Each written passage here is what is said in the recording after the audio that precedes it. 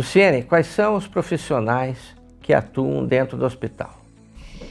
Numa equipe multidisciplinar, Calixto, a gente vai ter o médico, enfermeiro, fisioterapeuta, psicólogo hospitalar, farmacêutico clínico e o cirurgião dentista. Ele é inserido dentro dessa equipe.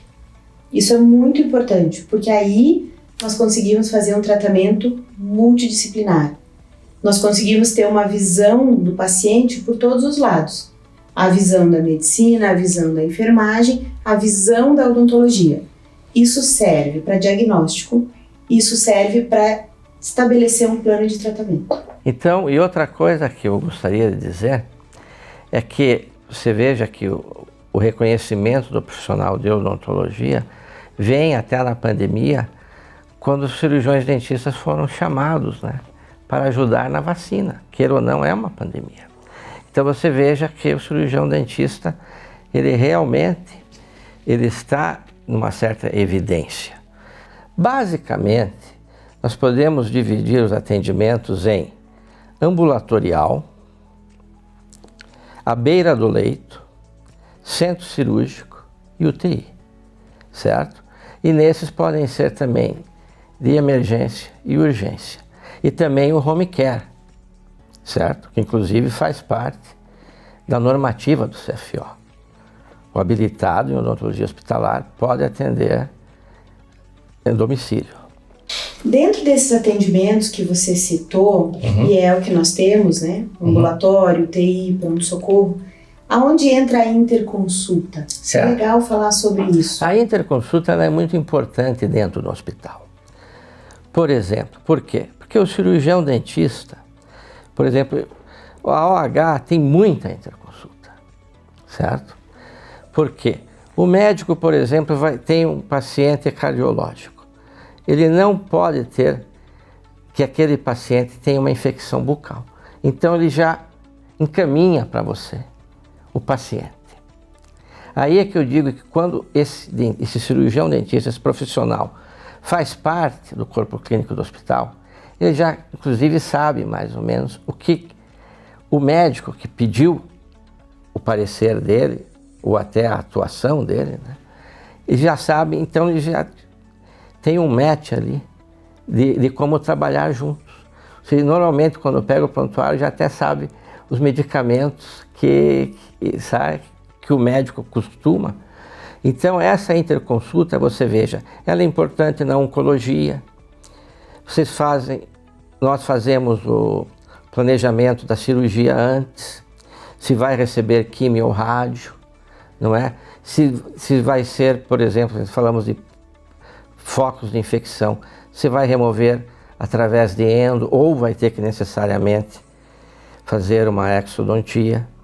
Então, você veja que cada vez mais os médicos começam a utilizar, a encaminhar literalmente os seus pacientes para o cirurgião dentista. E eu tenho uma pergunta para você, Luciene. Nessa questão da interconsulta, na UTI, depois eu queria que você falasse um pouco também o que é a UTI, né? E o papel de, por exemplo, quando você é chamada para a UTI, certo?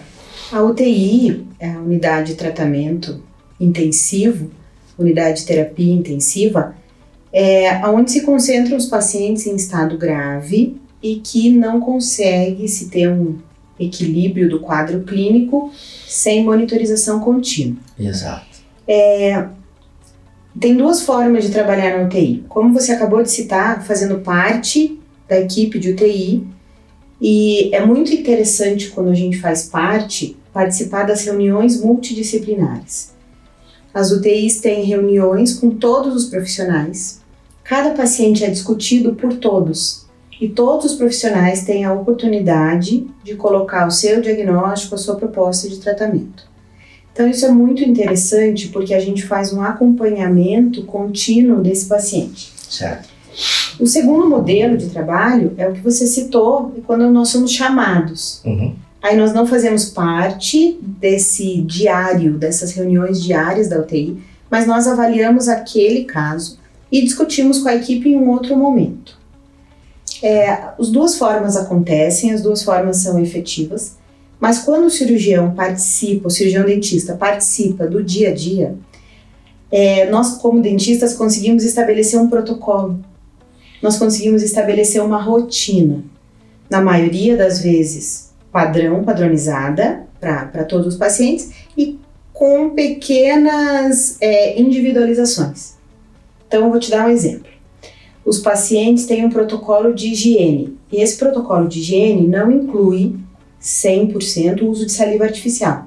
Mas na individualização, nós colocamos a saliva artificial para aquele paciente que tem uma xerostomia porque foi operado e não tem mais a glândula salivar, ou porque tem uma medicação que induz xerostomia. Exato. Ou, mesmo que seja uma xerostomia transitória, a gente consegue individualizar esse protocolo. Então, para eu ter um protocolo, um padrão, e conseguir individualizar, o cirurgião dentista, e aí entra o habilitado em odontologia hospitalar, precisa fazer parte desse dia a dia da UTI. Acompanhar as reuniões multidisciplinares e acompanhar diariamente ou a cada 2 dias, periodicamente, os pacientes que estão ali. Luciene, pegando o gancho da saliva, que ela era muito comum antes, além do medicamento, por causa da radioterapia, né? De cabeça e pescoço, saliva artificial, saliva artificial. Quando veio a Covid, é bom a gente se lembrar de que o vírus, ele entra na glândula salivar e ali ele se torna um foco reprodutor. Então, além dele alterar, vamos dizer assim, a glândula salivar, que na maioria das vezes é reversível, mas ele altera também a quantidade e a qualidade da saliva. A saliva fica mais viscosa, certo? E a saliva, ela é muito importante para a proteção da mucosa, como você bem sabe, e para fazer o bolo alimentar. Então eu sempre digo o seguinte, nos pacientes de Covid, esse trio de profissionais, o cirurgião dentista, a nutricionista e a fono, que vão literalmente reabilitar o paciente na questão estomatognática de se alimentar.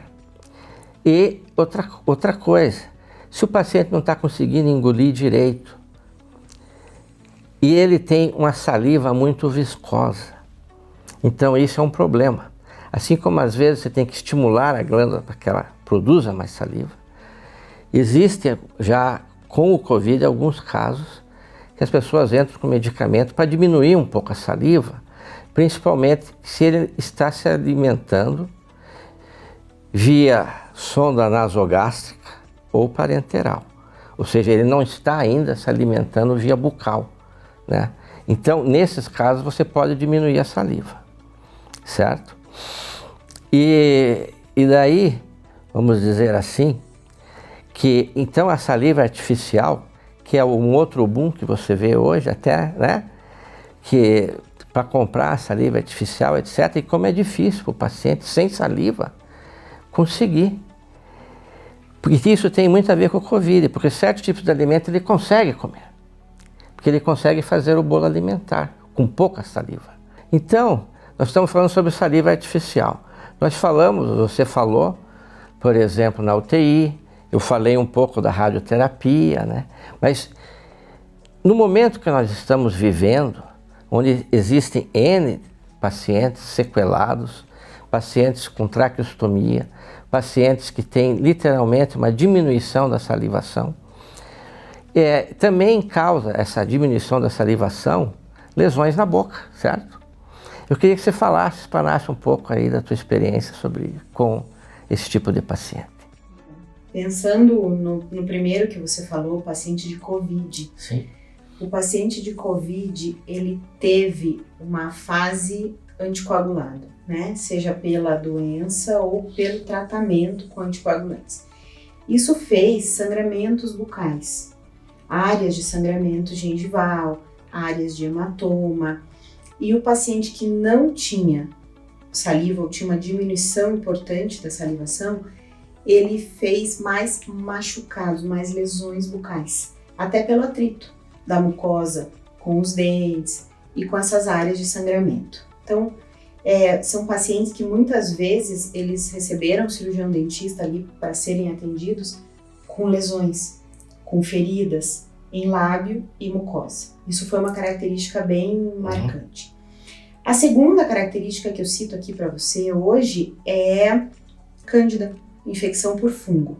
Candidose bucal é uma infecção oportunista e nesses pacientes com a imunidade deficiente foi muito presente.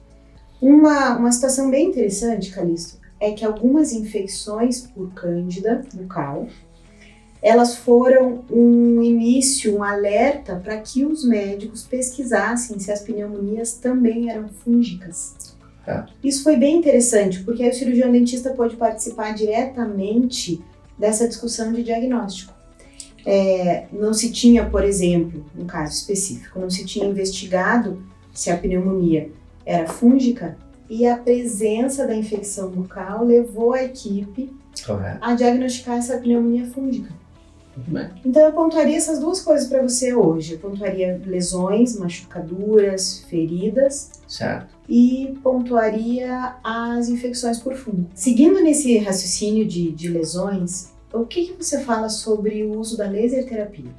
Tá, a laser terapia, ele é realmente, quando você fala de odontologia hospitalar, e para quem está nos assistindo, existem alguns cursos, inclusive, na internet, onde eles associam muito o laser terapêutico, que não é o laser cirúrgico, né? E o laser terapêutico, ele funciona muito bem para a cicatrização dessas lesões que você está falando.